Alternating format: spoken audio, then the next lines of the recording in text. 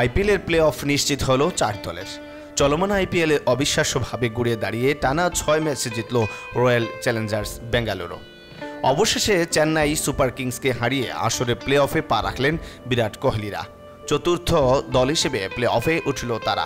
শীর্ষে থাকা কলকাতার 13 ম্যাচে 9 জয় এবং পরিত্যক্ত হওয়া একটি লড়াইয়ের পর পয়েন্ট 19, যা আরও বাড়িয়ে নেওয়ার সুযোগ আছে তাদের সামনে। টেবিলের 2-এ থাকা রাজস্থানের সঙ্গে শ্রেয়াস আয়ারের 2টি লিগ পর্বের ম্যাচ খেলবে। 13 ম্যাচে 16 পয়েন্ট নিয়ে 2-এ রাজস্থান। হায়দরাবাদ এখন পর্যন্ত 13 ম্যাচে 7 জয়ে 15 পয়েন্ট নিয়ে টেবিলের 3-এ রয়েছে। 1 ম্যাচ বাকি থাকায় হায়দরাবাদের সামনে 2-এ ওঠার সুযোগ রয়েছে। বেঙ্গালুরু 14 ম্যাচে 14 পয়েন্ট।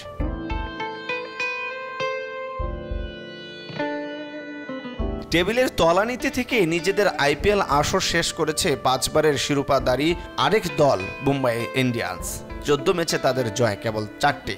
তাদের ওপরের স্থানে রয়েছে 1 ম্যাচ বাকি থাকা পাঞ্জাব। 13 ম্যাচে তারা 5টিতে জিতেছে। এছাড়া 5 থেকে 8-এ যথাক্রমে আছে চেন্নাই, দিল্লি, লখনৌ সুপার জায়ান্টস ও গুজরাট টাইটান্স। প্রথম 3 দল 7 ম্যাচ করে জিতেছে। নেট রান রেটের কারণে বিদায় হয়েছে তাদের। শেষ 2 ম্যাচ বৃষ্টিতে ভেসে যাওয়া গুজরাট জিতেছে 5টিতে। বর্তমান আইপিএলের টেবিলের শীর্ষ 4-এ অবস্থান করছে কলকাতা, রাজস্থান, হায়দরাবাদ ও বেঙ্গালুরু, যদিও তাতে পরিবর্তন আসতে পারে আজ রাতে।